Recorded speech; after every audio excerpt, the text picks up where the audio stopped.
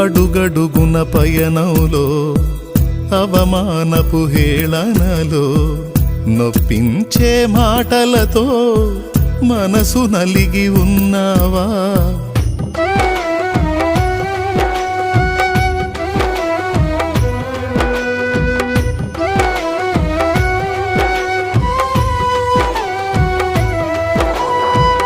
అడుగడుగున పయనంలో అవమానపు హేళనలో నొప్పించే మాటలతో మనసు నలిగి ఉన్నావా?